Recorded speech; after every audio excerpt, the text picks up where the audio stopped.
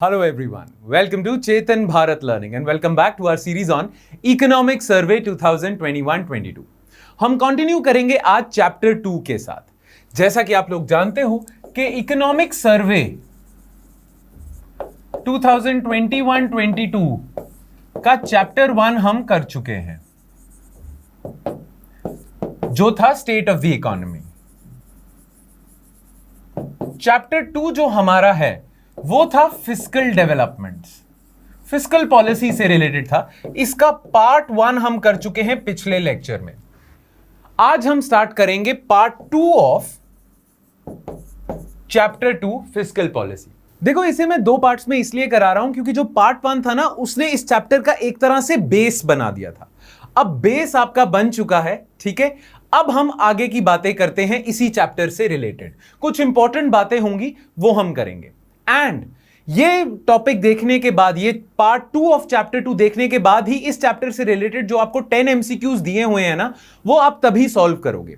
तो अभी मेरी एडवाइस होगी कि जो 10 एमसीक्यूज आपको मिले हुए हैं, ऑलरेडी आप तक पहुंच चुके हैं विद रिस्पेक्ट टू चैप्टर 2, वो आप अभी अटेम्प्ट मत करना। आज का लेक्चर देखने के बाद करना, पार्ट 2 खत्म होने के बाद करना। क्योंकि अगर आप अभी अटेम्प्ट कर लोगे बिना ये पार्ट देखे तो आप सॉल्व नहीं कर पाओगे। कुछ चीजें, कुछ क्वेश्चंस जो हैं वो आज के लेक्चर से रिलेटेड हैं, ठीक है।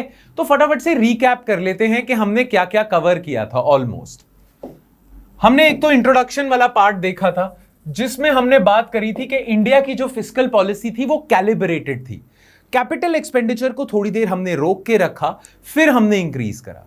साथ ही साथ we were following agile approach, but nonetheless जब इकोनॉमी अनलॉक हो गई उसके बाद हमने कैपिटल एक्सपेंडिचर बहुत ज्यादा बढ़ा दिया, राइट। तो इंट्रोडक्शन में हमने ये किया था। फिर हमने बजट की रेवेन्यू अकाउंट को देखा, रेवेन्यू रिसीट्स देखी, क्या सिचुएशन है, टैक्स रेवेन्यू बढ़ा है नहीं बढ़ा है, रेवेन्यू एक्सपेंडिचर देखा, राइट।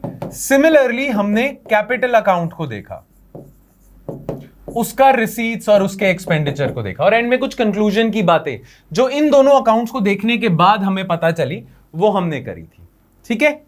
अब जो नेक्स्ट टॉपिक हम करने जा रहे हैं वो होगा आपका with respect to long term trends in government finances. Central government के फाइनेंसेस की क्या सिचुएशन है, स्टेट गवर्नमेंट के फाइनेंसेस की क्या सिचुएशन है, जनरल गवर्नमेंट क्या होती है, centre plus states. General government यानी कि पूरे इंडिया में जितनी भी गवर्नमेंट्स हैं उनकी फाइनेंशियल सिचुएशन क्या है। तो हर ब्रांच ऑफ गवर्नमेंट की फाइनेंशियल सिचुएशन की हम बात करेंगे। सबसे पहले हम स्टार्ट करेंगे सेंट्रल गवर्नमेंट, ठीक है। सेंट्रल गवर्नमेंट की क्या सिचुएशन है। नाउ सेंट्रल गवर्नमेंट के फाइनेंसेस को चेक करने के लिए हमें पहले जाना पड़ेगा इनके फिस्कल इंडिकेटर्स की क्या पोजीशन है। और फिस्कल इंडिकेटर्स में सबसे बड़ा रोल किसका होता है, फिस्कल डेफिसिट का। क्योंकि फिस्कल डेफिसिट ही बताता है कि आपके बोरोइंग प्लान क्या होगा। जितना ज्यादा आपका फिस्कल डेफिसिट होगा, उस डेफिसिट को भरने के लिए आपको बोरो करना पड़ता है, राइट। नाउ पिछले साल की अगर हम बात करें तो इंडिया का फिस्कल डेफिसिट बढ़ा था। As a matter of fact India का फिस्कल डेफिसिट लॉकडाउन वाले साल, फर्स्ट लॉकडाउन वाले साल और उसके अगले साल भी ठीक ठाक बढ़ा था। अब जब भी फिस्कल डेफिसिट ज्यादा होता है, गवर्नमेंट पे डेट बहुत ज्यादा बढ़ जाता है, राइट ना। आपको पता है जब 2020-21 में बजट प्रेजेंट हुआ था ना, तब लॉकडाउन लगा नहीं था। तब हमने सोचा था कि हमारा फिस्कल डेफिसिट होगा 3.3% उस साल, पर एकदम से लॉकडाउन लग गया। तो लॉकडाउन जब लगा तो गवर्नमेंट ने इसे रिवाइज कर दिया। गवर्नमेंट ने कहा अब तो हमारे खर्चे बहुत ज्यादा हो रहे हैं, लॉकडाउन लगा हुआ है, पैसा आएगा नहीं और खर्चे ज्यादा होंगे, तो हमें लगता है कि हमारा फिस्कल डेफिसिट 9.5% जाएगा। जब साल खत्म हुआ तो गवर्नमेंट के एस्टिमेट के कुछ आसपास ही रहा, हमारा 9.2% ऑफ जीडीपी रहा फिस्कल डेफिसिट, ठीक है। तो फिस्कल डेफिसिट हमारा बहुत ज्यादा था। हाँ, उसके अगले साल, सेकेंड वेव वाला साल जो पिछला साल अभी गुजरा है, उसमें हमारा fiscal deficit is on track to be at 6.8% of GDP, ठीक है। हमने किसी तरह कम कर लिया। और कम कैसे करा, खर्चे हमने कम नहीं करे, पर हमारे रेवेन्यू के सोर्सेज बढ़ गए। हमने पिछले लेक्चर में करा, टैक्स रेवेन्यू के सोर्सेज बढ़ गए, जीएसटी बढ़ा, एक्साइज बढ़ा, कस्टम बढ़ा, कॉर्पोरेट इनकम टैक्स बढ़ा, इनकम टैक्स बढ़ा, राइट। तो इन सारी चीजों की वजह से हमारी शॉर्टफॉल कम हो गई। नॉनदलेस इन सारी चीजों का, क्योंकि फिस्कल डेफिसिट बहुत ज्यादा बढ़ा है पिछले 2 सालों में, हम 3% की रेंज में रहते हैं और अब हम 6 और 9% की रेंज में चले गए थे। अब फिस्कल डेफिसिट पिछले 2 सालों में बहुत ज्यादा बढ़ा, इसकी वजह से हुआ क्या? इसकी वजह से हुआ ये कि गवर्नमेंट पे ना डेट का बर्डन कम होता जा रहा था पिछले 10 सालों में। पिछले 10 साल से सेंट्रल गवर्नमेंट पे जो डेट था ना वो कम होता जा रहा था, पर पिछले 2 सालों में ये ट्रेंड रिवर्स हो गया और गवर्नमेंट पे डेट बहुत ज्यादा बढ़ गया। और नेचुरल सी बात है, क्यों बढ़ा है हम सब जानते हैं। पिछले 10 सालों में जो डेट कम हो रहा था एकदम से बढ़ गया पिछले 2 सालों में। क्यों? Well, because of the lockdown, है ना। तो यही चीज यहां पे लिखी हुई है। क्लियर? नाउ इस साल पिछले साल का जो बजट आया था 2021-22 का जो बजट आया था, उसने बोला था, उसने अपनी medium term fiscal policy statement में, ना medium term fiscal policy statement क्या करती है? आने वाले 3 सालों का फिस्कल डेफिसिट का टारगेट बता देती है। तो इस साल हमने बजट किया है कि हम 6.8% ऑफ जीडीपी लेके जाएंगे और यह ग्राफ हमारा बताता है कि we are well on track to achieve that target. इस साल वैसे तो जब ये सर्वे आया था, 1 फेब को ये सर्वे आया है 2022 में, गवर्नमेंट के पास जो डेटा था ना वो अप्रैल टू नवंबर 2021 का था। तो गवर्नमेंट ने उस डेटा के हिसाब से बताया कि जब पूरा साल खत्म हो जाएगा 31 मार्च को, तो हम 6.8% वाला टारगेट अचीव कर लेंगे। ठीक है, तो ये तो ओवरऑल मोटी मोटी पिक्चर है गवर्नमेंट के डेट की, सेंट्रल गवर्नमेंट की हम बात करें, सेंट्रल गवर्नमेंट की डेट की और सेंट्रल गवर्नमेंट की फिस्कल पोजीशन की। ठीक है, तो सेंट्रल गवर्नमेंट का डेट बहुत ज्यादा बढ़ा है पिछले 2 सालों में, फिस्कल डेफिसिट बहुत ज्यादा बढ़ा है, पर ये अब डाउनवर्ड ट्रेजेक्टरी में है। क्यों? क्योंकि उम्मीद ये लगाई जा रही है कि इकोनॉमी रिकवर करेगी तो उससे क्या होगा? रिसीट्स बढ़ेंगी, tax receipts, non tax receipts वगैरह बढ़ेंगी। वो बढ़ेंगी तो बहुत ज्यादा बोरोइंग नहीं करनी पड़ेगी, फिस्कल डेफिसिट नैरो हो जाएगा। क्लियर? ये सारी चीजें हैं। अब इंडिविजुअल देखते हैं, ओवरऑल ट्रेंड्स इन रिसीट्स देखते हैं, trends in receipts, trends in expenditure. देखो, revenue receipts, revenue expenditure, capital receipts, capital expenditure हम पिछले लेक्चर में कर चुके हैं। तो ये जो ट्रेंड इन रिसीट्स है ना, इस पे हम ज्यादा टाइम स्पेंड नहीं करेंगे, बट फिर भी कुछ कुछ बातें जो हैं इंपॉर्टेंट, जो नई इंफॉर्मेशन होगी पिछले लेक्चर के कंपैरिजन में, वो मैं आपको बता देता हूं। ठीक है, तो एक तो हमारा टैक्स रेवेन्यू अच्छा खासा बढ़ा है इस साल, पिछले साल फाइनेंशियल ईयर 2021-22 में गवर्नमेंट ने बजट किया था कि हमारा टैक्स रेवेन्यू होगा 22 लाख करोड़ के आसपास। ठीक है, जो हम अचीव करने के ट्रैक पे हैं। क्लियर? अब ये जो 22 लाख करोड़ का रेवेन्यू है, ये आपने याद रखना है, 50% आपका डायरेक्ट टैक्सेस से आएगा, 50% इनडायरेक्ट टैक्सेस से आएगा। तो इस साल गवर्नमेंट ये उम्मीद लगा रही है कि जो उसके पास टोटल टैक्स रेवेन्यू आएगा, ग्रॉस टैक्स रेवेन्यू, जीटीआर, है ना, वो 50-50 होगा, 50% from direct taxes, 50% from indirect taxes. ठीक है, अब इस चीज में ना मैं आपको बस एक चीज बताना चाहता हूं, इस पूरे टॉपिक में ट्रेंड्स इन रिसीट्स में ये मैंने इंक्लूड क्यों किया है, क्योंकि काफी चीजें हम पिछले लेक्चर में कवर कर चुके थे, पर एक चीज जो हमने नहीं कवर करी थी और जिससे सवाल बहुत सारे आ सकते हैं, वो ये है कि गवर्नमेंट के पास जो टोटल टैक्सेस आ रहे हैं उसमें किस पर्टिकुलर टैक्स का कितना शेयर है। ये पाई चार्ट आपको पता होना चाहिए। अब आप देखोगे कि ये वाला पोर्शन है ना, ये है जीएसटी। तो आप देखोगे गवर्नमेंट के टोटल टैक्स रेवेन्यू में सबसे ज्यादा शेयर 29% जीएसटी का है। उसके बाद नंबर आता है कॉर्पोरेशन टैक्स का। ठीक है, और सेम ही है पर्सनल इनकम टैक्स जो आप और मैं देते हैं। ठीक है, इनकम पे जो टैक्स होता है। उसके बाद नंबर आता है आपका एक्साइज ड्यूटी का, और फिर सबसे कम है 6% के साथ आपका कस्टम ड्यूटी। ठीक है, तो ये आपको इंक्रीजिंग डिक्रीजिंग ऑर्डर पता होना चाहिए हमारे टैक्स रेवेन्यू का, कि सबसे ज्यादा टैक्स हम किससे लेते हैं? जीएसटी से। उसके बाद नंबर है कॉर्पोरेट इनकम टैक्स, उसके बाद है पर्सनल इनकम टैक्स, उसके बाद है एक्साइज ड्यूटी, एंड में है कस्टम। ठीक है, और यहां पे भी दिया हुआ है share of this individual tax revenue as a percentage of GDP. तो जो जीएसटी से आप पैसा कलेक्ट कर रहे हो that is 2.8% of your GDP. Similarly corporate income tax से आप जो पैसा इकट्ठा कर रहे हो that is 2.5% of your GDP. GDP के परसेंटेज में ये दोनों चीजें दी हुई हैं। ये दोनों चीजें आपको कराने के लिए ही मैंने दोबारा से रेवेन्यू रिसीट्स इंक्लूड की हैं। ठीक है, तो ये शेयर आपको पाई चार्ट पता होना चाहिए। ऑलराइट, चलो अब हम आ जाते हैं एक्सपेंडिचर पे। ट्रेंड्स इन रिसीट्स देख लिया, पिछले लेक्चर में भी हमने देखा था थोड़ा सा दोबारा रिपीट कर लिया। अब हम ट्रेंड्स इन एक्सपेंडिचर देखते हैं। तो देखो पिछले लेक्चर में हमने क्या किया था, हमारा जो एक्सपेंडिचर है that followed barbell strategy. Barbell strategy में क्या था, agile approach, flexible approach.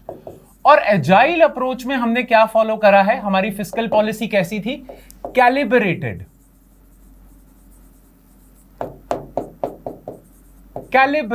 Fiscal policy थी। ये हम पिछले लेक्चर में कर चुके हैं, तो इस लेक्चर में मैं इस पे ज्यादा टाइम स्पेंड नहीं करूंगा। हां, एक चीज मैं आपको रिमाइंड करवा दूं, हमारी कैलिब्रेटेड फिस्कल पॉलिसी जो थी उसमें हमने पहले कैपिटल एक्सपेंडिचर रोक के रखा और जब अनलॉकिंग हुई तब कैपिटल एक्सपेंडिचर बढ़ा दिया।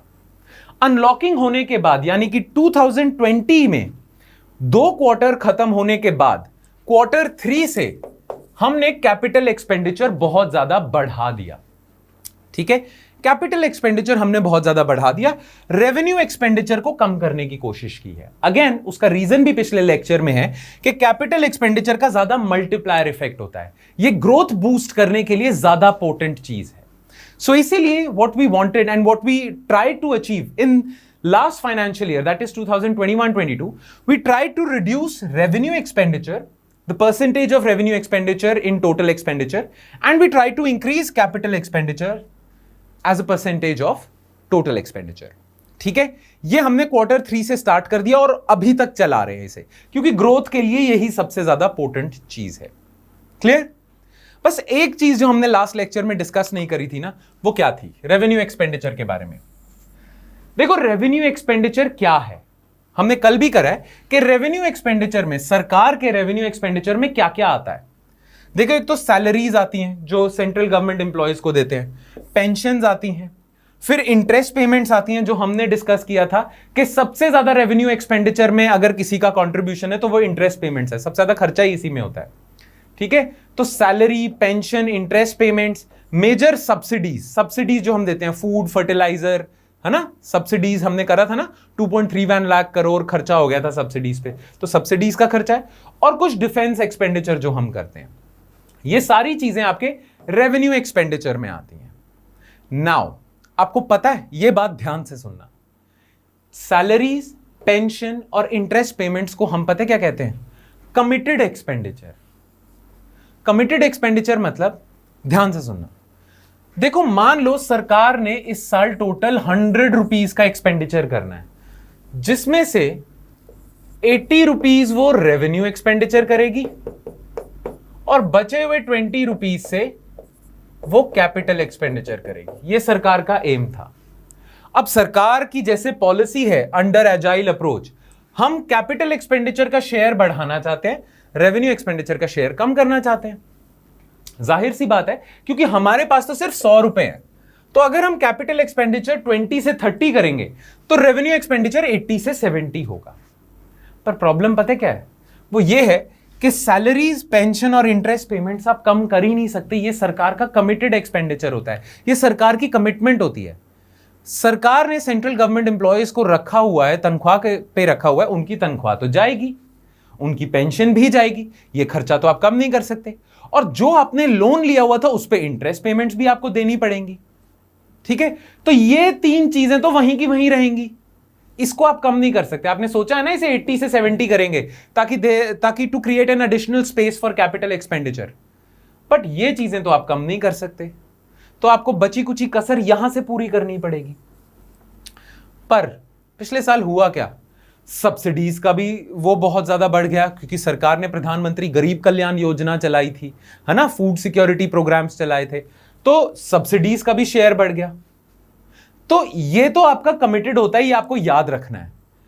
अब फिर कैसे रेवेन्यू एक्सपेंडिचर कम करें ताकि कैपिटल एक्सपेंडिचर के लिए स्पेस बढ़े। मेजर सब्सिडीज भी बढ़ी हैं, डिफेंस सर्विसेज भी वहीं की वहीं रही हैं। सरकार ने पिछले साल पता है क्या करा, देखो सब्सिडीज का खर्चा तो बढ़ा दिया, पर जो सैलरीज देते हैं ना, आपको पता होना चाहिए कि सेंट्रल गवर्नमेंट एम्प्लॉयज को ना उनकी बेसिक पे के साथ डियरनेस अलाउंस भी मिलती है,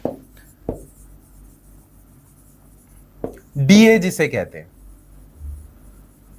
तो सरकार ने कैपिटल एक्सपेंडिचर को बूस्ट करने के लिए या कैपिटल एक्सपेंडिचर के लिए स्पेस बढ़ाने के लिए बहुत सारे सेंट्रल गवर्नमेंट एम्प्लॉयज का डीए रोक लिया था एक साल। Freezing of additional instalments of dearness allowance and disruptions in hiring. तो सरकार ने क्या करा, देखो ये भी बढ़ाना है और ये तो कमिटेड है, पर फिर भी कैपिटल एक्सपेंडिचर के लिए स्पेस क्रिएट करना है। तो सरकार ने क्या करा, सेंट्रल गवर्नमेंट एम्प्लॉयज का डीए रोक लिया 1 साल थोड़े टाइम के लिए, प्लस जो हायरिंग कर रही थी सरकार, सेंट्रल नौकरियां बहुत सारी जनरेट कर रही थी ना सरकार, सरकारी नौकरियां, उन पे रोक लगा दी। तो नए लोग नहीं रिक्रूट करेंगे, नए लोग रिक्रूट नहीं करेंगे तो नई सैलरीज नहीं देनी पड़ेंगी, एग्जिस्टिंग लोगों को देते जाओ।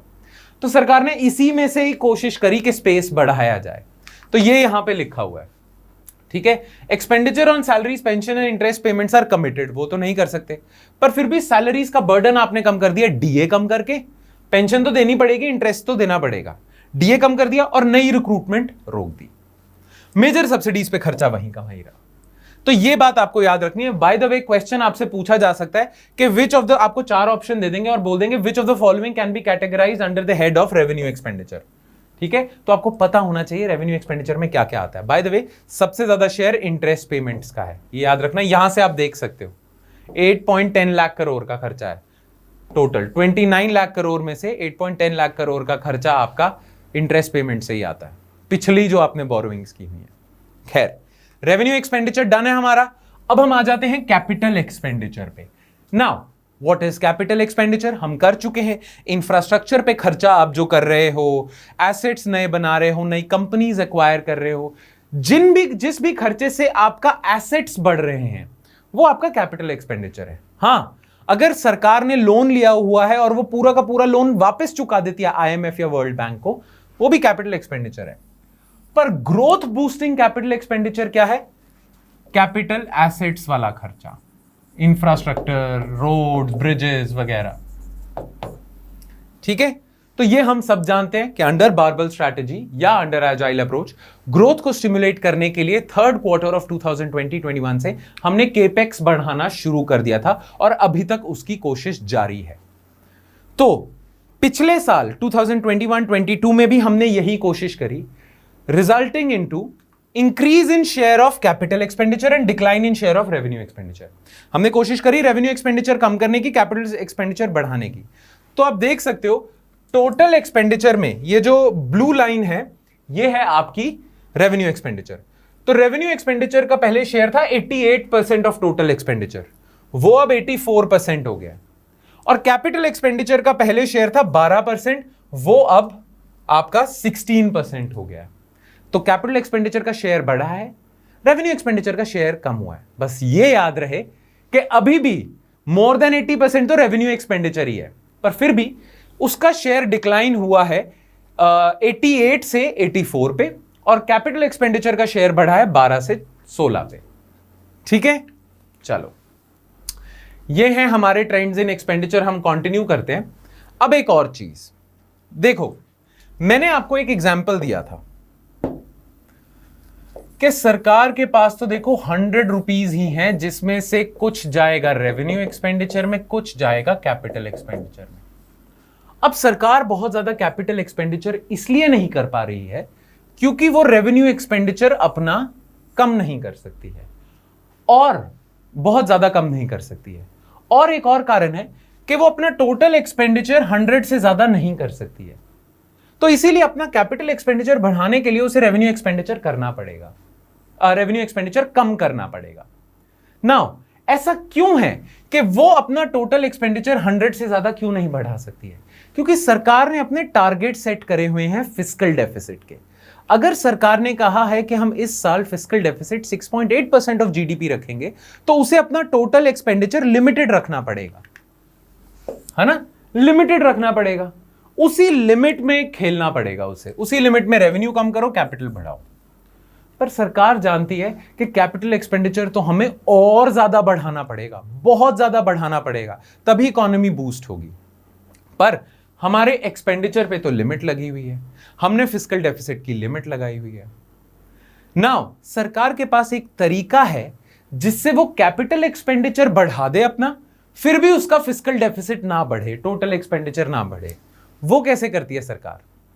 देखो, अगर सरकार, इंडियन गवर्नमेंट अपने ही नाम पे लोन ले ले तो वो फिस्कल डेफिसिट में ऐड होएगा, है ना। फिस्कल डेफिसिट आफ्टर ऑल क्या होता है, इतना आपका खर्चा है तो उस खर्चे को पूरा करने के लिए सरकार अपने नाम पे लोन ले लेती है ना। अब सरकार पता क्या करती है, कैपिटल एक्सपेंडिचर बढ़ाने के लिए क्या करती है, देखो गवर्नमेंट ऑफ इंडिया के अंडर ना बहुत सारी कंपनीज हैं गवर्नमेंट ऑफ इंडिया की, ठीक है। ओएनजीसी है, गेल है, सेल है, national highway authority of India है, बहुत सारी ऑर्गेनाइजेशन ना गवर्नमेंट ऑफ इंडिया के अंडर काम करती हैं।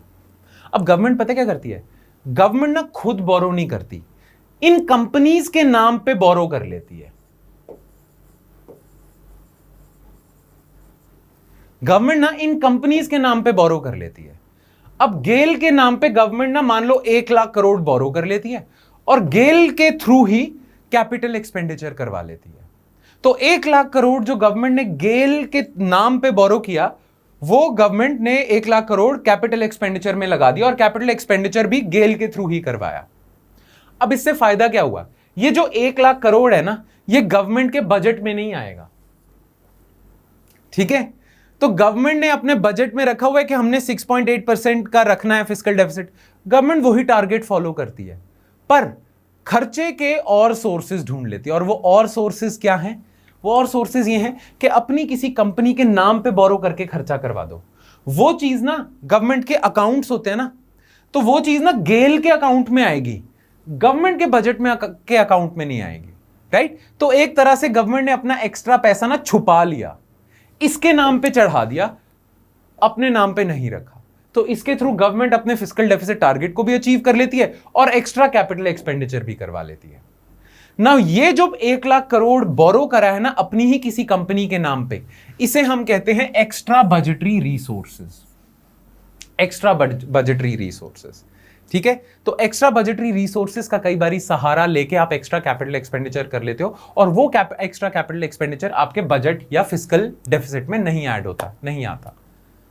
अब आप ये सोच रहे होगे कि गेल ने या एनएचएआई ने अपने नाम पे बोरो तो कर लिया, अब ये जो लोन लिया है एनएचएआई ने, इसने पे बैक भी करना है, हर साल इसकी इंटरेस्ट पेमेंट्स भी करनी है ना। ये कंपनी तो गवर्नमेंट के कंट्रोल में है ना, गवर्नमेंट की कंपनी है। तो एनएचएआई जो इंटरेस्ट पेमेंट्स करेगा या लोन पे बैक करेगा, वो क्योंकि एनएचएआई गवर्नमेंट की कंपनी है, तो ये जो लोन पे बैक होगा ये गवर्नमेंट ऑफ इंडिया का ही, गवर्नमेंट ऑफ इंडिया ही खर्चा करेगी इस पे एक तरह से, है ना। एनएचएआई अपनी जेब से कहां से पैसा लेके आएगा, एनएचएआई ने इंटरेस्ट पेमेंट्स देनी है, लोन पे बैक करना है, तो वो गवर्नमेंट को बोलेगा जी मुझे इतना पैसा चाहिए, मेरी इंटरेस्ट पेमेंट्स होनी है, गवर्नमेंट दे देगी, है ना। तो ये क्लीन वो भी नहीं है, एक तरह से क्लीन स्वीप भी नहीं है। गवर्नमेंट जो एक्स्ट्रा बजटरी रिसोर्सेज के थ्रू पैसा बोरो करती है, उससे जो डेट लायबिलिटी होती है वो तो गवर्नमेंट पे बढ़ती है, पर फिस्कल डेफिसिट में नहीं आता है। ये अकाउंटिंग सी कोई चीज है, अकाउंटिंग का वो है सिस्टम कि गवर्नमेंट ने अपने अकाउंट्स में नहीं दिखाया, इनके अकाउंट्स में दिखा दिया। पर हां, एनएचएआई पे जो डेट बर्डन होगा, जो एनएचएआई पे टोटल डेट होगा, वो गवर्नमेंट का ही डेट है। एनएचएआई ने जो इंटरेस्ट पेमेंट्स करनी है वो गवर्नमेंट ही करेगी, राइट।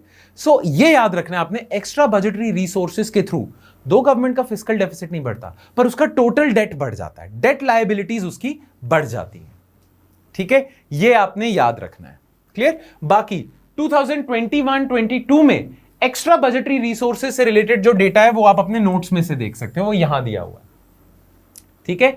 अगेन याद रखना, एक्स्ट्रा बजटरी रिसोर्सेज से आप अपना बहुत सारे खर्चे पूरे कर सकते हो, कैपिटल एक्सपेंडिचर कर सकते हो, फिस्कल डेफिसिट में एडिशन नहीं होगी, पर फ्यूचर का जो आपका डेट बर्डन है वो तो आप पे बढ़ जाएगा। तो एक तरह से ना गवर्नमेंट क्या करती है, आज खर्चा कर देती है, अपने पे जो बर्डन है वो फ्यूचर पे पोस्टपोन कर देती है। फिस्कल डेफिसिट भी नहीं बढ़ता गवर्नमेंट का, पर फ्यूचर में तो इंटरेस्ट पेमेंट्स तो करनी पड़ेंगी, और इंटरेस्ट पेमेंट्स कहां आती है, रेवेन्यू एक्सपेंडिचर में। तो आज गवर्नमेंट ने ईबीआर के थ्रू फिस्कल डेफिसिट तो बचा दिया, पर फ्यूचर में फिस्कल डेफिसिट बढ़ेगा, फ्यूचर में प्रॉब्लम पोस्टपोन कर दी, क्योंकि आज जो डेट लिया है उसका आने वाले सालों में जो इंटरेस्ट बर्डन है वो तो गवर्नमेंट के रेवेन्यू एक्सपेंडिचर से जाएगा। तो फिस्कल डेफिसिट की प्रॉब्लम आज बचा ली, पर फ्यूचर पे पोस्टपोन कर दी, ठीक है ना। हमने डेट की इतनी बात कर ली है ना। अब डेट की बात कर ली है तो हमें आना चाहिए सेंट्रल गवर्नमेंट का जो डेट की सिचुएशन है उस पर उससे पहले ना मैं आपको एक और चीज बताना चाहता हूं, वो है ट्रांसफर टू स्टेट्स। नाउ देखो, सेंट्रल गवर्नमेंट ना स्टेट गवर्नमेंट्स को कुछ ग्रांट्स इन एड देती हैं, ग्रांट्स देती हैं। सेंट्रल गवर्नमेंट स्टेट गवर्नमेंट्स को कुछ ग्रांट्स देती हैं। अब अगर मैं सेंट्रल गवर्नमेंट का बजट बना रहा हूं तो ये जो मैं स्टेट्स को ग्रांट दे रहा हूं वो मेरा एक्सपेंडिचर ही काउंट होगा। सेंट्रल गवर्नमेंट जो स्टेट्स को ग्रांट्स देती है वो सेंट्रल गवर्नमेंट का एक्सपेंडिचर ही है। कौन सा एक्सपेंडिचर है, रेवेन्यू या कैपिटल?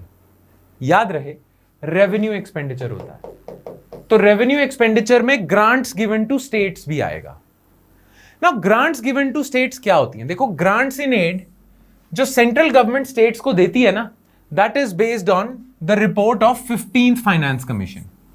15th क्या? Finance commission. देखो हर 5 साल में फाइनेंस कमीशन बैठेगा और आने वाले 5 सालों के लिए वो पूरा फॉर्मूला बताएगा कि सेंटर किस हिसाब से स्टेट्स को ग्रांट्स देंगी, राइट? नाउ इस बार इस 5 साल के पीरियड के लिए जो फाइनेंस कमीशन बैठा था उसका नाम था 15th finance commission. And 15th finance commission made certain recommendations with respect to grants to be given to states. ठीक है, उन रिकमेंडेशंस के हिसाब से 15th फाइनेंस कमीशन ने बोला था कि सेंट्रल गवर्नमेंट स्टेट गवर्नमेंट्स को सारी स्टेट गवर्नमेंट्स को ओ करती है 2,33,000 करोड़ के आसपास इन ग्रांट्स इन एड। ना ये जो grants in add state governments को जाएंगी, इन्हें आप 4 पार्ट्स में डिवाइड कर सकते हो। टोटल जितनी स्टेट्स को ग्रांट्स जा रही है ना, वो 4 पार्ट्स में उसे डिवाइड कर सकते हो। एक होती है post devolution revenue deficit grant. Finance commission बताएगा कि कुछ जो स्टेट्स है ना, उनका रेवेन्यू डेफिसिट बहुत ज्यादा है, तो उनके रेवेन्यू डेफिसिट को थोड़ा कम करने के लिए आप उन्हें ग्रांट इन एड दो। उसे हम कहते हैं post devolution revenue deficit grant. इसके बारे में प्रोविजन कॉन्स्टिट्यूशन में भी है, कॉन्स्टिट्यूशन के आर्टिकल 275 में। फिर स्टेट गवर्नमेंट्स अच्छे से फंड कर सकें पंचायत को, म्यूनिसिपैलिटीज को, लोकल बॉडीज को, इसके लिए भी सेंट्रल गवर्नमेंट स्टेट्स को ग्रांट्स देती है, जिसे हम कहते हैं grants to local bodies. Then health sector में इंप्रूवमेंट करने के लिए, क्योंकि स्टेट पे बहुत बर्डन है, स्टेट के अंडर ही आता है हेल्थ सब्जेक्ट, है ना, तो स्टेट्स का काफी काम होता है, काफी खर्चा हो जाता है हेल्थ सेक्टर, हेल्थ इंफ्रास्ट्रक्चर को इंप्रूव करने में। तो सेंट्रल गवर्नमेंट, इस बार के फाइनेंस कमीशन ने कहा कि सेंट्रल गवर्नमेंट स्टेट्स को हेल्थ सेक्टर के लिए भी ग्रांट्स देगी। और हां, यह हमेशा से होता है कि सेंट्रल गवर्नमेंट स्टेट गवर्नमेंट्स को कुछ डिजास्टर मैनेजमेंट के लिए ग्रांट्स देती है, कि डिजास्टर मैनेजमेंट के लिए कुछ पैसा देती है, ताकि कभी किसी स्टेट गवर्नमेंट पे कोई डिजास्टर आ जाए तो उसके लिए पैसा हो। तो जो ग्रांट्स इन एड मिलती है ना, वो ये 4 टाइप की होती हैं। अब इन 4 टाइप की ग्रांट्स के बारे में आपके नोट्स में आपको कुछ डिटेल्स दी होंगी कि ये 15th फाइनेंस कमीशन ने post devolution revenue deficit grants के बारे में क्या बोला है, लोकल बॉडीज को कैसे ग्रांट्स देनी है ना, हेल्थ और डिजास्टर मैनेजमेंट के लिए ग्रांट्स कैसे देनी है। ये सारी चीजें आपको नोट्स में मिल जाएंगी। हम लेक्चर में डिस्कस नहीं करेंगे क्योंकि ये रटने वाला पोर्शन है, इसीलिए ये सारी चीजें मैं अभी स्किप कर रहा हूं लेक्चर में। पर इसका मतलब ये नहीं है कि आपने पढ़ना नहीं है, आपको जो नोट्स मिलेंगे उसमें से आपने पढ़ना है। 15th finance commission recommendations on grants to local bodies, health, disaster management grants, क्या प्रोविजंस रेकमेंड करें 15th फाइनेंस कमीशन ने, क्योंकि यूपीएससी में सवाल आ सकता है। ऑलराइट, चलो, तो ये हैं आपके ग्रांट्स। अब हम आ जाते हैं सेंट्रल गवर्नमेंट के डेट की सिचुएशन पे। हमने उनका फिस्कल डेफिसिट देख लिया, हमने उनका रेवेन्यू डेफिसिट वगैरह भी देख लिया, receipts, expenditure, grants to states वगैरह सब देख लिया। अब हम देखते हैं कि सेंट्रल गवर्नमेंट पे ओवरऑल डेट की क्या सिचुएशन है, डेट का कैसा सिस्टम चल रहा है। सेंट्रल गवर्नमेंट डेट नाउ, पिछले साल यानी कि 2021-22 में सेंट्रल गवर्नमेंट पे जो डेट था उसकी क्या सिचुएशन थी, उसको समझने से पहले आपको पहले समझना पड़ेगा कि सेंट्रल गवर्नमेंट पे जो डेट है वो है क्या, सेंट्रल गवर्नमेंट पे डेट आता कहां से है। तो वो आपको समझ आएगा कि सेंट्रल गवर्नमेंट पे जो टोटल डेट है ना, उसके कंपोनेंट्स को एनालाइज करके आएगा कि उसके क्या कंपोनेंट्स होते हैं। तो देखो, सेंट्रल गवर्नमेंट पे जो टोटल डेट है ना, उसको हम 3 पार्ट्स में डिवाइड कर लेते हैं। एक को हम कहते हैं पब्लिक डेट, दूसरा होता है public account and other liabilities, तीसरा होता है एक्स्ट्रा बजटरी रिसोर्सेज जो हम कर चुके हैं, क्योंकि extra budgetary resources fiscal deficit में तो ऐड नहीं करती पर गवर्नमेंट के डेट पे तो ऐड करती है, राइट। तो जो गवर्नमेंट का डेट है ना टोटल, उसको आप 3 पार्ट्स में डिवाइड करते हो। एक होता है पब्लिक डेट, एक होता है public account and other liabilities, एक होता है एक्स्ट्रा बजटरी रिसोर्सेज। ना, इसे तो हम कवर कर चुके हैं, एक्स्ट्रा बजटरी रिसोर्सेज को। एक बारी देख लेते हैं कि पब्लिक डेट क्या होता है, पब्लिक अकाउंट डेट क्या होता है। राइट नाउ, पब्लिक डेट क्या है? देखो, सरकार पे ना जो पब्लिक डेट होता है, सेंट्रल गवर्नमेंट पे जो पब्लिक डेट होता है, उसे भी आप दो पार्ट्स में डिवाइड कर सकते हो। एक तो हो गया इंटरनल डेट, जो सरकार ने इंडिया के अंदर से ही डेट रेज किया है, आरबीआई से बोरो कर लिया, एसबीआई से बोरो कर लिया, ये सारी चीजें। एक होता है एक्सटर्नल डेट। एक्सटर्नल डेट क्या होगा?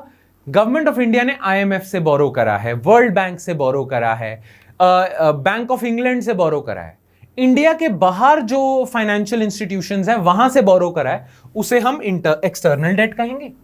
और सेंट्रल गवर्नमेंट ने इंडिया के अंदर से जो बोरो करा है उसे हम इंटरनल डेट कहेंगे। ठीक है, ये तो होता है आपका पब्लिक डेट। नाउ, जो इंटरनल डेट है उसके भी दो पार्ट्स हैं। गवर्नमेंट बॉन्ड्स इशू करता है ना, गवर्नमेंट सिक्योरिटीज जिन्हें कहते हैं, तो गवर्नमेंट बॉन्ड सिक्योरिटीज वगैरह जो इशू करता है उन्हें मार्केटेबल सिक्योरिटीज कहते हैं। कई बारी गवर्नमेंट डायरेक्टली लोन ले लेती है एसबीआई वगैरह से बिना सिक्योरिटी इशू किए, तो उसे नॉन मार्केटेबल सिक्योरिटीज कहते हैं। खैर, इंटरनल डेट जो होगा वो क्या होगा गवर्नमेंट का? एक गवर्नमेंट बॉन्ड्स के थ्रू, बॉन्ड्स बेच के डेट रेज करती है, हमने करा हुआ बॉन्ड्स क्या होते हैं। एक गवर्नमेंट डायरेक्टली लोन ले लेती है। खैर, दोनों ही बोरोइंग होती है। ये हो गया आपका इंटरनल डेट। एक्सटर्नल डेट क्या होगा आपका? सिंपल सी चीज है, आईएमएफ, वर्ल्ड बैंक, आईबीआरडी, किसी भी बाहर के इंस्टीट्यूशन से आपने बोरो कर लिया। बस आपको एक चीज याद रखनी है, इंडिया को ना डेट वाइज बहुत ज्यादा स्टेबल नेशन कहते हैं। कहते हैं कि इंडिया की श्रीलंका वाली हालत नहीं होगी। श्रीलंका ने अभी अपने आप को बैंकरप्ट डिक्लेयर किया है ना। क्यों किया है श्रीलंका ने अपने आप को? क्योंकि श्रीलंका ने बहुत सारे फॉरेन इंस्टीट्यूशन से, इंक्लूडिंग चाइना, बहुत ज्यादा बोरो किया हुआ था। अब श्रीलंका की इकोनॉमी तहस नहस सी होगी। अब जिन लोगों से बाहर से बोरो किया हुआ था उनका लोन चुका नहीं पा रही है श्रीलंका, तो श्रीलंका ने अपने आप को बैंकरप्ट डिक्लेयर कर दिया। इस मामले में इंडिया बहुत स्टेबल है, क्योंकि इंडिया का ज्यादातर पब्लिक डेट इंटरनल है, एक्सटर्नल बहुत कम है। जैसे अगर हम देखें ना, इंडिया के पास टोटल डेट अभी है, टोटल लायबिलिटीज हैं 117 लाख करोड़। 117 लाख करोड़ में से सिर्फ 6 लाख करोड़ आपने बाहर से लिया। ज्यादातर डेट आपका इंटरनल ही है, ये याद रखना। हेंस इंडिया का जो डेट है ना वो काफी ज्यादा सॉवरन सिचुएशन वाइज बहुत स्टेबल है। इंडिया की सिचुएशन स्टेबल है कि इंडिया कभी सॉवरन डेट क्राइसिस में नहीं फंसेगा। बाहर के लोग हमारे इंडिया का दरवाजा नहीं खटखटाएंगे कि हमारा पैसा दो, क्योंकि हमने बाहर से डेट ही बहुत कम रेज किया है। ठीक है, नाउ पब्लिक डेट हमारा हो गया। अब हम आ जाते हैं public account and other liabilities. देखो, पब्लिक अकाउंट लायबिलिटीज क्या होती हैं? ये भी सेंट्रल गवर्नमेंट पे डेट होता है, पर इसे हम पब्लिक डेट का पार्ट नहीं मानते, हम इसे पब्लिक अकाउंट लायबिलिटीज मानते हैं। ये क्या होता है? देखो, सरकार ने ना बहुत सारी स्कीम्स चलाई हुई हैं। सरकार ने प्रोविडेंट फंड बनाया हुआ है, पब्लिक प्रोविडेंट फंड, जिसमें जितने भी इंप्लॉयज होते हैं वो पैसा डालते जाते हैं और रिटायरमेंट के बाद उन्हें वो पैसा जो उन्होंने कंट्रीब्यूट करा था प्रोविडेंट फंड में, वो इंटरेस्ट समेत मिल जाता है। राइट? सिमिलरली सरकार नेशनल स्मॉल सेविंग स्कीम चलाती है, नेशनल स्मॉल सेविंग सर्टिफिकेट या नेशनल स्मॉल सेविंग स्कीम। उसमें भी आप अपनी सैलरी में से थोड़ा पैसा काटते काटते इसमें डाल दो और 10-20 सालों बाद इंटरेस्ट समेत निकाल लो, है ना? तो सरकार की ना लोगों के लिए ऐसी बहुत सारी सेविंग स्कीम्स हैं जिसमें सरकार एक फंड बनाती है, उसमें लोग कंट्रीब्यूट करते जाते हैं, चाहे वो पब्लिक प्रोविडेंट फंड हो, नेशनल एनएसएसएफ हो, नेशनल सेविंग स्कीम हो, है ना, स्मॉल सेविंग स्कीम हो। ऐसे सरकार ने बहुत फंड बनाया हुआ है जिसमें लोग पैसा डालते हैं और उस पैसे को आप सरकार अपने पास रखती है, उसको अपने यूज के लिए लेती है, 10-20 सालों के लिए लेती है, 10-20 साल बाद इंटरेस्ट समेत वापस कर देती है। अब वो जो पैसा लोग सरकार के पास सेव कर रहे हैं, कंट्रीब्यूट कर रहे हैं, सरकार ने उस पर इंटरेस्ट भी देना है। तो लोग जो पैसा स्मॉल सेविंग्स सरकार को दे रहे हैं वो सरकार का एक तरह से लायबिलिटी तो है, क्योंकि सरकार ने कभी ना कभी तो वापस करना है इंटरेस्ट समेत। Make sense? तो वो जो छोटे छोटे फंड्स हैं, स्मॉल सेविंग फंड है, प्रोविडेंट फंड है, जिसमें सरकार लोगों का पैसा कंट्रीब्यूट करवा रही है, वो भी गवर्नमेंट की लायबिलिटी होती है, पर उसे हम पब्लिक डेट में नहीं डालते, हम उसे पब्लिक अकाउंट लायबिलिटीज में डाल देते हैं। ठीक है, ये NSSF, national small saving fund, public provident fund, इस सब में जो पैसा कंट्रीब्यूट हो रहा है वो पब्लिक अकाउंट लायबिलिटी है। ठीक है, तो एक तो ये हो गया, एक ये हो गया बी। और तीसरा सी था एक्स्ट्रा बजटरी रिसोर्सेज। तो टोटल सरकार पे जो डेट है वो होता है A plus B plus C, यानी कि public debt plus public account debt plus EBR. अब आप देखना टोटल 117 लाख करोड़ सरकार पे डेट है, उसमें से 105 लाख करोड़ यानी कि मोर देन 90% पैसा तो पब्लिक डेट से आ रहा है, और उसमें भी ज्यादातर पैसा इंटरनल डेट से आ रहा है। एक्सटर्नल डेट का पैसा बहुत कम है, ईबीआर का पैसा बहुत कम है ना, जो हम बोरो करते हैं। सिमिलरली पब्लिक अकाउंट का भी 12 लाख करोड़ के आसपास है, यानी कि सरकार बाहर से कम पैसा लेती है, मतलब सरकार जो बाहर से पैसा लेती है ना वो हाफ है जितना सरकार हमारे सिटीजन से स्मॉल सेविंग्स के थ्रू पैसा लेती है। पब्लिक अकाउंट में सरकार की बोरोविंग्स है 12 lakh crore, IMF world bank बाहर के इंस्टीट्यूशन से हमारी बोरोविंग है 6 लाख करोड़, यानी कि हमारा इंटरनल डेट ही है, एक्सटर्नल डेट इतना है नहीं, इसलिए हम वल्नरेबल नहीं है। हम बैंकरप्सी डिक्लेयर करेंगे तो कुछ बहुत ही बुरे हालात होंगे तभी करेंगे, वरना हमारी सिचुएशन बहुत सारे और कंट्रीज इंक्लूडिंग श्रीलंका के मुकाबले काफी सेफ है। ठीक है जी, चलो, तो यही है आपका पब्लिक डेट की प्रोफाइल। क्लियर? अब ये तो जाहिर सी बात है कि इंडिया का डेट डाउनवर्ड ट्रैजेक्टरी पे था। अब हम इंडिया का डेट कैसे मेजर करते हैं? डेट टू जीडीपी रेशियो होता है, debt to GDP ratio. Now India का पिछले 10 सालों में ना debt to GDP ratio declining trend पे ही था, पर पैंडेमिक आने की वजह से पिछले 2 सालों में एकदम से बढ़ गया। अब फिर से डिक्लाइनिंग ट्रैजेक्टरी पे है, तो डेट बढ़ा जरूर है, हमारा जो कम हो रहा था डेट टू जीडीपी रेशियो बढ़ा जरूर है, पर अब फिर से डिक्लाइनिंग ट्रैजेक्टरी पे है क्योंकि इकोनॉमी अनलॉक हो रही है, सरकार पे रिसीट्स बहुत आ रही हैं जिससे वो डेट पे बैक कर पा रहे हैं, और उनकी बोरोविंग्स भी कम हो गई हैं क्योंकि फिस्कल डेफिसिट कम होता जा रहा है, राइट? तो इसी वजह से again after these 2 years the economic survey says that our debt to GDP ratio is on a downward trajectory again. ठीक है? Now, हमारी जो पब्लिक डेट प्रोफाइल है ना, सेंट्रल गवर्नमेंट का जो टोटल डेट प्रोफाइल है, उसके कुछ ना 3 इंपॉर्टेंट फीचर्स हैं जो हमारे डेट को और स्टेबल बनाते हैं। एक स्टेबिलिटी तो मैंने आपको बता दी, एक्सटर्नल डेट कम है। 2 और फीचर्स हैं, यानी कि 3 टोटल ऐसे फीचर्स हैं जो हमारी डेट प्रोफाइल को, सेंट्रल गवर्नमेंट की डेट की सिचुएशन को स्टेबल बनाते हैं।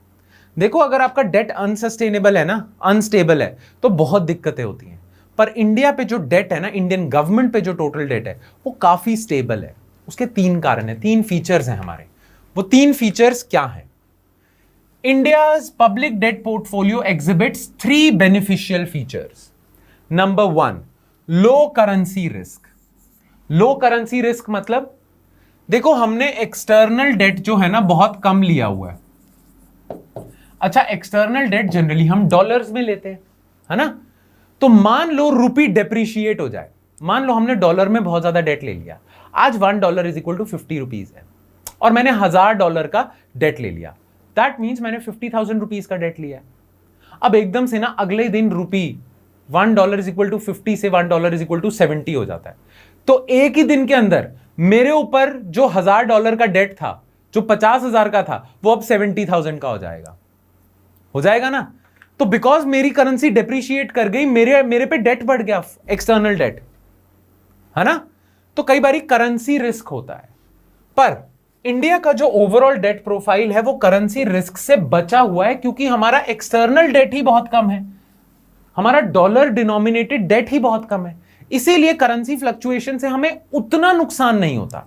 हां, होता है क्योंकि थोड़ा तो हम एक्सटर्नल डेट लेते हैं, पर उतना नहीं होता क्योंकि लेते ही बहुत कम है, राइट? प्लस इंडिया जो ज्यादातर एक्सटर्नल डेट लेता है ना, वो फॉरेन बैंक से इतने नहीं लेता, प्रॉपर इंटरनेशनल इंस्टीट्यूशन से लेता है, जैसे वर्ल्ड बैंक, आईएमएफ, इन्हीं से लेता है। और वर्ल्ड बैंक वगैरह तो ना कंसेशनल लोन्स देते हैं, बहुत कम इंटरेस्ट रेट का लोन देते हैं, राइट? यही लोन अगर government of India bank of England से ले, बैंक ऑफ अमेरिका से ले, तो वो महंगा मिलेगा। वर्ल्ड बैंक सस्ते लोन देता है। तो इंडिया जो एक्सटर्नल डेट लेता भी है ना, वो भी इंटरनेशनल इंस्टीट्यूशन से लेता है, इंटर गवर्नमेंटल इंस्टीट्यूशन से लेता है। तो एक तो हम पे इंटरेस्ट बर्डन ज्यादा नहीं होता, प्लस हम लेते ही नहीं इतना एक्सटर्नल डेट, तो करेंसी रिस्क से बच जाते हैं। सो पॉइंट नंबर 1 ये तो हम कर भी चुके थे, एक्सटर्नल डेट वाला। पॉइंट नंबर 2 और पॉइंट नंबर 3 इंपॉर्टेंट है, ये ध्यान से सुनना। जो गवर्नमेंट ऑफ इंडिया है ना, उस पे जो डेट बर्डन है, that also has low interest rate risk. अब लो इंटरेस्ट रेट रिस्क क्या होता है? देखो, गवर्नमेंट ज्यादातर जो डेट रेज करती है ना, वो बॉन्ड्स के थ्रू रेज करती है। अब मान लो मैंने 5 ईयर बॉन्ड लिया हुआ है, ठीक है, 100 रुपीज का 5 ईयर बॉन्ड है, यानी कि गवर्नमेंट ये बॉन्ड देगी, कोई इंसान उस गवर्नमेंट को 100 रुपए देगा, तो एक तरह से गवर्नमेंट ने 100 रुपए बोरो कर लिए, और गवर्नमेंट कहती है कि 5 साल बाद हम आपको 105 रुपए दे देंगे, है ना। तो गवर्नमेंट ने ऐसा बोरो किया है 5 साल के लिए, 100 रुपीज आज बोरो करें, 5 साल बाद 105 रुपीज दे देंगे। अब हर साल ना गवर्नमेंट, जिस इंसान ने गवर्नमेंट को 100 रुपए दिए उसे हर साल 1 रुपया देगी, और 5 साल बाद पूरे 100 रुपए दे देगी, तो टोटल हो गया ना 105 रुपीज, है ना। ना ये जो हर साल गवर्नमेंट इंटरेस्ट पे कर रही है, इसे बॉन्ड्स की भाषा में, अगेन याद रखना, वैसे तो हम इंटरेस्ट ही कहते हैं, पर इसे बॉन्ड्स की भाषा में कूपन रेट भी कहते हैं, ये याद रखना, ठीक है। तो गवर्नमेंट जो बॉन्ड्स इशू करती है ना, लॉन्ग टर्म बॉन्ड्स वगैरह, गवर्नमेंट जो भी बॉन्ड इशू करेगी, गवर्नमेंट जितने भी बॉन्ड इशू करती है उसमें कूपन रेट तय कर देती है। कूपन रेट क्या होता है? इंटरेस्ट रेट, बस आपको ये याद रखना है। लोन्स, बैंक्स की भाषा में हम इंटरेस्ट रेट बोलते हैं, पर बॉन्ड्स की भाषा में we use the terminology coupon rate.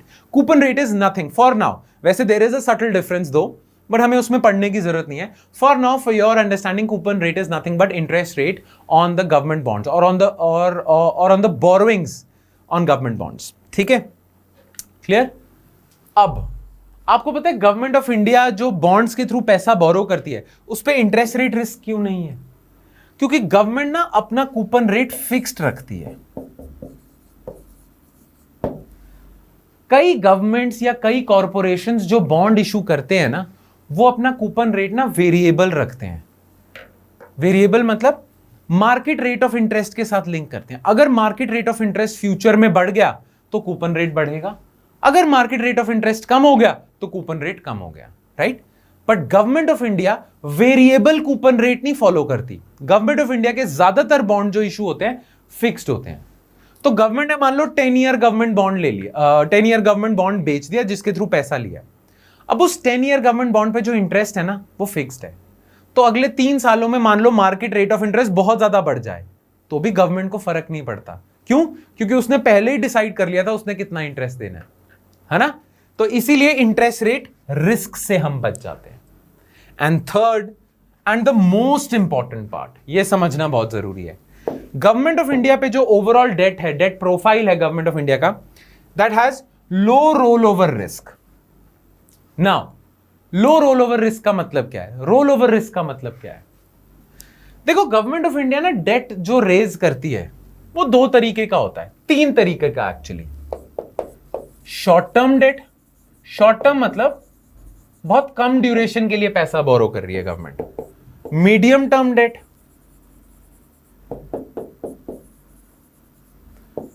और long term debt.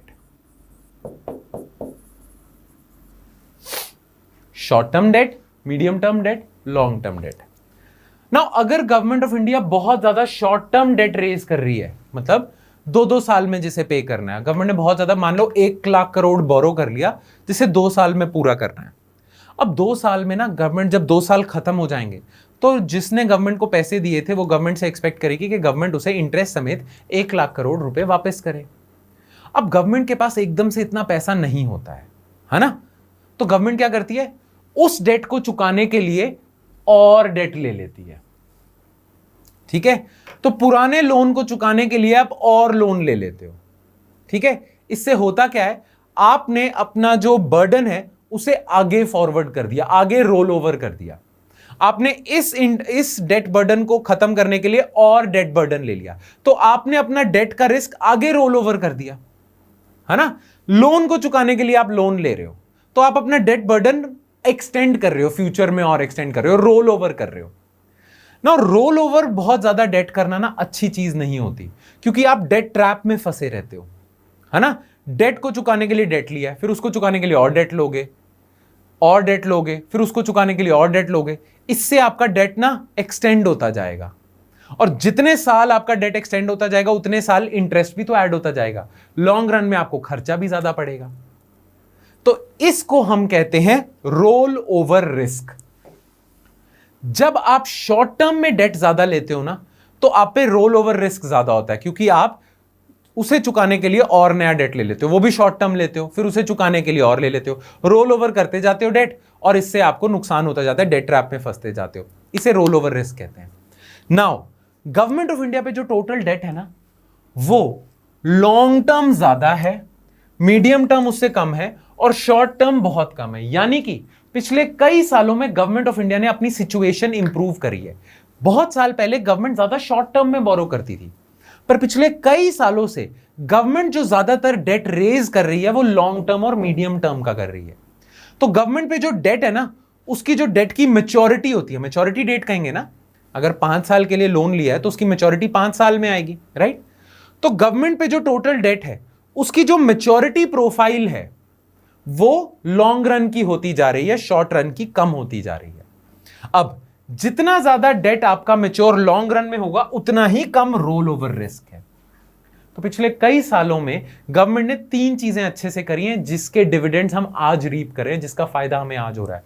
External debt कम रखते हो तो आप पे लो करेंसी रिस्क होता है, आप फिक्स्ड कूपन रेट पे देते हो, उससे इंटरेस्ट रेट रिस्क कम होता है, आप लॉन्ग टर्म में ज्यादा बोरो करते हो, इससे आप पे रोल ओवर रिस्क कम होता है।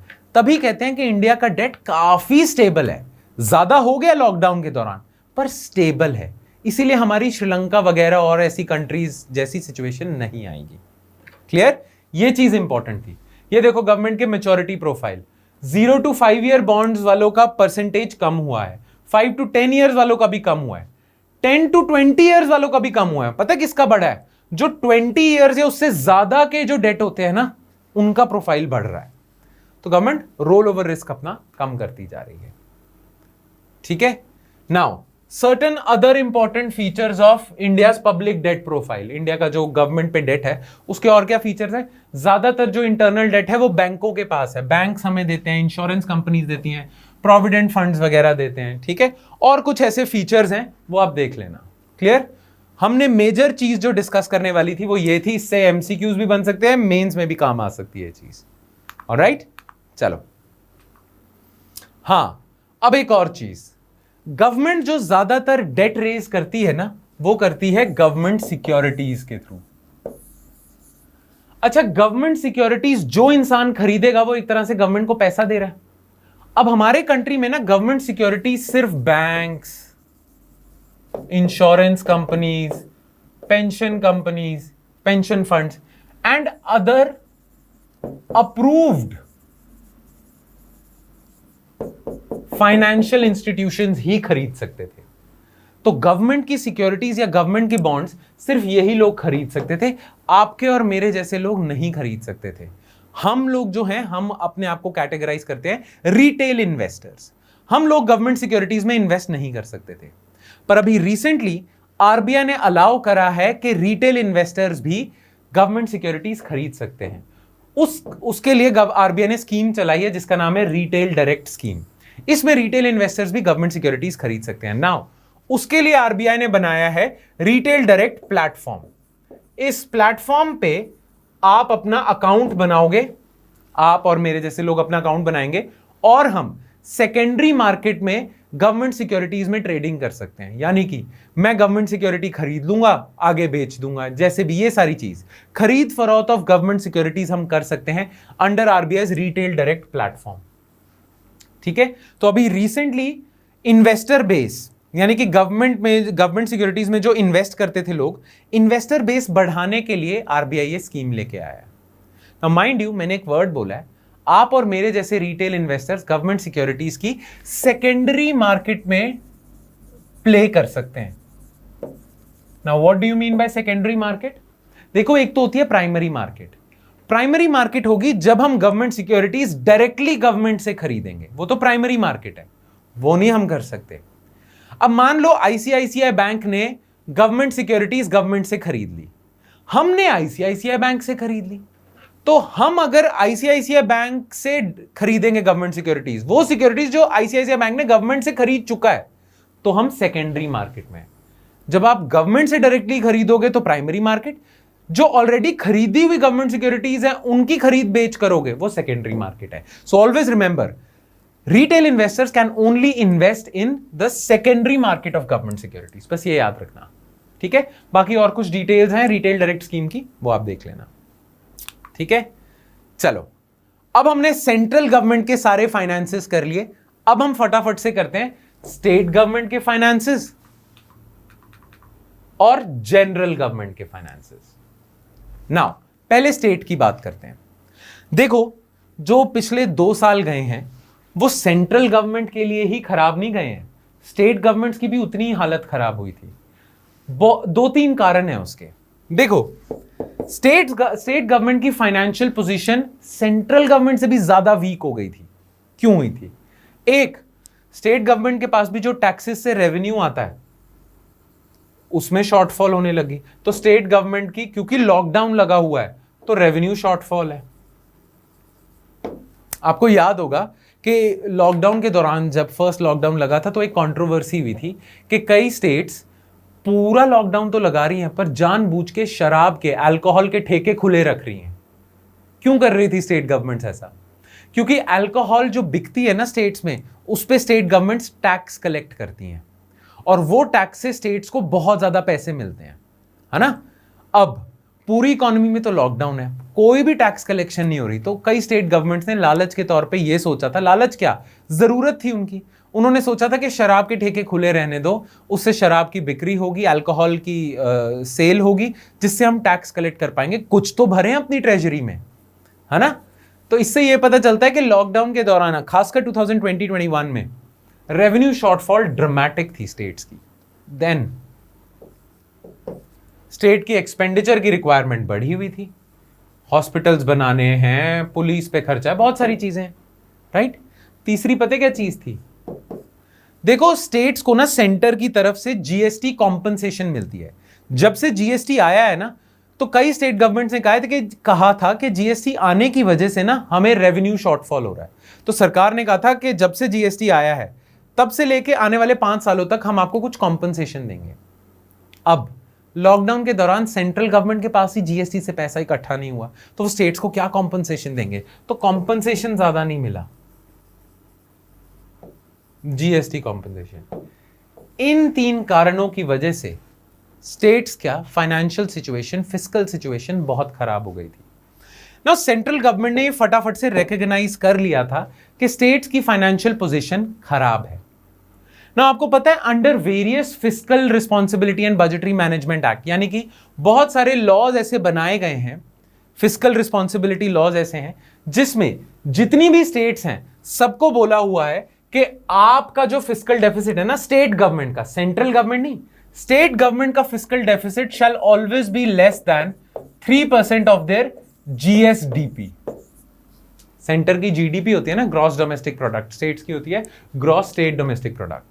तो under various fiscal responsibility legislations, state governments have to keep their fiscal deficit below 3% of their GSDP. ये हर स्टेट गवर्नमेंट को बोला है।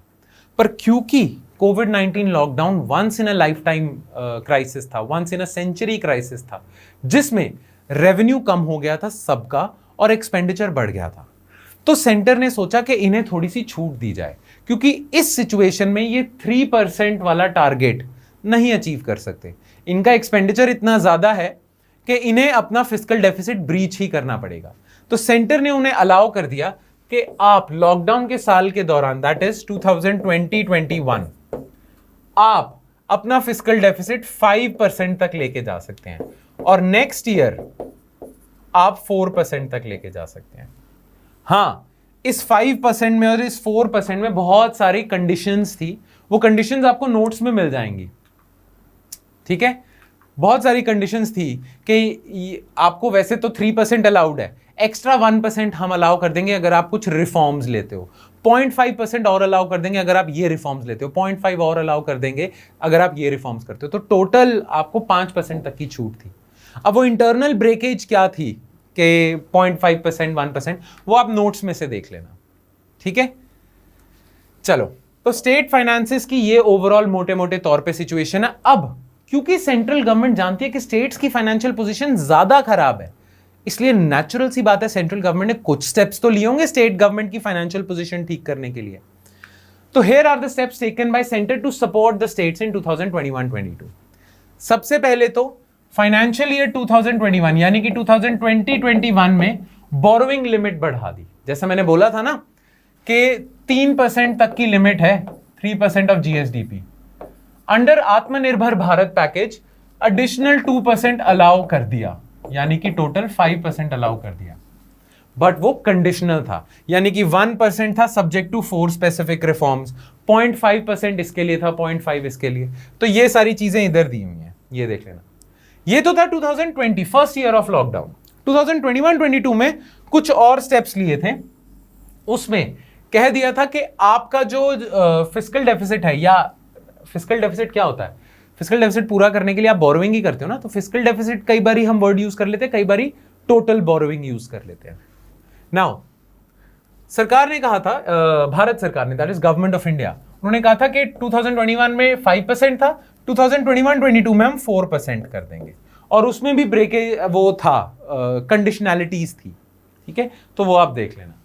By the way GST compensation तो नहीं दे पाए सेंट्रल गवर्नमेंट, पर सेंट्रल गवर्नमेंट ने ना, क्योंकि स्टेट गवर्नमेंट्स को कॉम्पनसेशन नहीं मिला, तो because of that central government ने ना उनके लिए कुछ बोरोइंग अपॉर्चुनिटीज और खोल दी कि आप यहां से बोरो कर सकते हो, क्योंकि हम आपको रेवेन्यू शॉर्टफॉल नहीं दे पा रहे हैं, जीएसटी वाला, जीएसटी कॉम्पनसेशन तो हम नहीं दे पा रहे हैं, तो उसकी भरपाई करने के लिए आप और बोरो कर सकते हो, यहां से ये बोरो कर सकते हो। So loans to states in lieu of GST compensation shortfall, तो स्टेट गवर्नमेंट के फाइनेंसेस को सपोर्ट करने के लिए ये दिया है।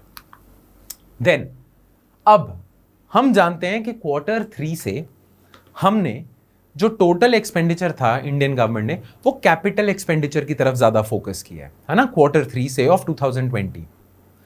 अब ये काम ना सेंट्रल गवर्नमेंट चाहती है कि सिर्फ वो ना करे, अगर इंडियन इकोनॉमी को अच्छा खासा बूस्ट देना है तो ये काम स्टेट गवर्नमेंट्स भी करें। सेंट्रल गवर्नमेंट अपने एंड पे कैपिटल एक्सपेंडिचर बढ़ाए, स्टेट गवर्नमेंट्स अपने एंड पे कैपिटल एक्सपेंडिचर बढ़ाए। तो स्टेट गवर्नमेंट्स को मोटिवेट करने के लिए, ताकि वो ज्यादा कैपिटल एक्सपेंडिचर बढ़ाएं, सेंट्रल गवर्नमेंट कुछ स्कीम्स लेके आई, राइट, जिसे हम कहते हैं scheme for special assistance to states for capital expenditure. तो सेंट्रल गवर्नमेंट ने स्टेट के कैपिटल एक्सपेंडिचर को बूस्ट करने के लिए कुछ स्कीम लेके आए, वो स्कीम ये है, वो भी आप पढ़ लेना अपने नोट से, ठीक है, और पढ़ना जरूर, क्योंकि इसमें से एमसीक्यू पूछा जाएगा आपसे, ऑलराइट, ठीक है। बाकी है स्टेट के फाइनेंसेस अब आपके हो गए, है ना, स्टेट का हमने देख लिया, सारा देख लिया है। सेंटर ने क्या स्टेप्स लिए हैं ये ज्यादा इंपॉर्टेंट है, ये आपने याद रखने हैं, मैंने ब्रीफ में डिस्कस करा है, पर ये आपने अच्छे से करना है, राइट। अब हम आते हैं जनरल गवर्नमेंट पे, ये 2 लाइनें ही देखेंगे, general government finances, that is centre plus states. General government के फाइनेंसेस क्या है? General government liabilities as a proportion of GDP increase steeply during 2020-21। Natural सी बात है, लॉकडाउन था, टैक्सेस से पैसा नहीं आ रहा, खर्चे बढ़ते जा रहे हैं, on account of additional borrowings made by centre and states. तो overall both centre and states add कर दे, जनरल गवर्नमेंट का डेट बहुत ज्यादा बढ़ा है during this year. However, in 2021-22, budget estimates with the recovery in the economy and the general government is expected to follow the path of fiscal consolidation. Now, what do you mean by fiscal consolidation? Fiscal deficit कम करना। 2020-21 में fiscal deficit बढ़ा, natural सी बात है, general government का बढ़ा, centre plus states. पर 2021-22 में दोनों सेंटर और स्टेट्स दोनों ने सोचा है कि हम फिस्कल डेफिसिट कम करेंगे, and they are very much on the path of fiscal reducing fiscal deficit, which is also known as fiscal consolidation. Fiscal deficit कम करने को ही फिस्कल कंसोलिडेशन कहते हैं, तो उसी पे ये अग्रसर है। ये आप ग्राफ से भी देख सकते हो कि एकदम से 2020-21 में बढ़ा, ये देखना, gross fiscal deficit, revenue deficit, other liabilities, अब कम होने लग गया है, ठीक है। ये है ब्लू वाली लाइन आपकी फिस्कल डेफिसिट, जनरल गवर्नमेंट का कम हो रहा है, रेवेन्यू डेफिसिट कम हो रहा है, जो डेट है टोटल वो स्टेबलाइज हो गया है, ठीक है, मेक सेंस। चलो अब देखो, technically chapter 2 of economic survey 2021-22 fiscal developments हमारा खत्म हो चुका है। देखा जाए तो हमने ऑलमोस्ट सारी चीजें डिस्कस कर ली है चैप्टर 2 से, जो आपके एग्जामिनेशन के लिए इंपॉर्टेंट है। पर जब भी इकोनॉमिक सर्वे का कोई भी चैप्टर आता है ना, इकोनॉमिक सर्वे जब भी पब्लिश होता है, इन्होंने ना हर चैप्टर में कुछ एक्स्ट्रा इंफॉर्मेशन के बॉक्सेस बनाए होते हैं। जैसे एनसीईआरटीज में डिड यू नो वाला बॉक्स नहीं होता था, वैसे ही कुछ एक्स्ट्रा इंफॉर्मेशन के इन्होंने बॉक्सेस बनाए हुए हैं ना, उनमें से 2 बॉक्सेस हमारे लिए, हमारे एग्जामिनेशन के लिए इंपॉर्टेंट हैं, ठीक है, जिन्हें मैंने आपके नोट्स में स्पेशल टॉपिक्स के नाम से डाला हुआ है, ठीक है। अब वो स्पेशल टॉपिक्स क्या हैं? एक इन्होंने एक्सप्लेन किया था इस चैप्टर में, evolution of disinvestment policy. Disinvestment क्या होता है? जब सरकार अपनी कंपनीज में अपना स्टेक डाइल्यूट करती है, यानी कि अपने शेयर्स बेचती है। तो 1991 से पहले तो हम गवर्नमेंट कंपनीज अक्वायर करती थी, 1991 के बाद हमने गवर्नमेंट कंपनीज बेचनी शुरू कर दी है। तो हमारी डिसइन्वेस्टमेंट पॉलिसी कब स्टार्ट हुई, कैसे इवॉल्व हुई, वो है। दूसरा हमारा एसेट मोनेटाइजेशन का प्रोग्राम है, हमने करा हुआ है करंट अफेयर्स में, national infrastructure pipeline, national monetisation pipeline, 111 lakh crore का प्रोजेक्ट है ये, 6 लाख करोड़ का प्रोजेक्ट ये है, इससे हम 6 लाख करोड़ रेज करेंगे, राइट। तो ये जो 2 स्पेशल टॉपिक्स हैं मैंने आपके नोट्स में इंक्लूड कर दिए हैं, ठीक है। ये 2 स्पेशल टॉपिक्स इस चैप्टर में ही मेंशन थे बॉक्सेस में, तो ये मैंने आपके नोट्स में इंक्लूड कर दिए हैं। आपने ये भी पढ़ने हैं अपने नोट्स में, जो नोट्स में इंक्लूडेड है वो पढ़ना है। तो ये जो एक्स्ट्रा इंफॉर्मेशन है ये बस एक रीडिंग से ही आपको समझ आ जाएगा। एवोल्यूशन ऑफ डिसइन्वेस्टमेंट पॉलिसी एक तरह का हिस्टोरिकल चैप्टर ही है, हिस्ट्री ही है ये, इकोनॉमिक्स से इतना लेना देना नहीं है जितना हिस्ट्री से है ना। तो ये आप एक रीडिंग दोगे इस टॉपिक की, आपको समझ आ जाएगा। और ये आपका करंट अफेयर्स का एक टॉपिक है, एसेट मोनेटाइजेशन, तो ये भी आप पढ़ लेना, आपके नोट्स में ही दिया हुआ है, ठीक है। अब जैसे ही आपका लेक्चर खत्म हो जाएगा आपने पूरी पीडीएफ फाइल एक रिवाइज करनी है, ठीक है। पार्ट 1 में ही आपको अवेलेबल हो गई थी, ये पार्ट 2 है चैप्टर 2 का, राइट। इसमें पीडीएफ आपको नहीं मिलेगी बिकॉज आज की पीडीएफ भी कल ही आपको डिलीवर हो गई थी। तो चैप्टर 2 की पूरी पीडीएफ फाइल जो है, नोट्स हैं वो आपने रिवाइज करने हैं आज के लेक्चर के बाद, और पीडीएफ रिवाइज करने के बाद, नोट्स रिवाइज करने के बाद क्वेश्चंस आपने सॉल्व करने हैं जो आपको क्वेश्चन फॉर प्रैक्टिस मिले हुए। अब वो क्वेश्चन ऑफ प्रैक्टिस आपकी पीडीएफ फाइल में भी है तो आप वहां सॉल्व कर सकते हो, नहीं तो अगर आप ये लेक्चर हमारी ऐप या वेबसाइट में देख रहे हो तो आपने करना क्या है, इसी लेक्चर के नीचे एक बटन होगा टेक क्विज, उस पर क्लिक करना और आपको 10 क्वेश्चंस मिल जाएंगे, उनके आंसर आपने करने हैं, वो इसी चैप्टर से रिलेटेड है। एंड चेक योर प्रोग्रेस उसमें कि आपको ये लेक्चर समझ आया या नहीं आया, वो आप उन 10 क्वेश्चन से देखना, ठीक है। और उन 10 क्वेश्चन में अगर आपकी परफॉर्मेंस बुरी भी रहती है तो घबराना मत, क्योंकि ये आप आज जो गलती कर रहे हो ये प्रीलिम्स में अपनी गलती नहीं रिपीट करोगे। सो ये सोच के थोड़ा अच्छा फील करना, क्लियर। चलो फिर इसी के साथ हमारा चैप्टर 2 ऑफ इकोनॉमिक सर्वे 2021-22 खत्म होता है। That's it from my side guys, I will see you next time with chapter 3 external sector. Thank you.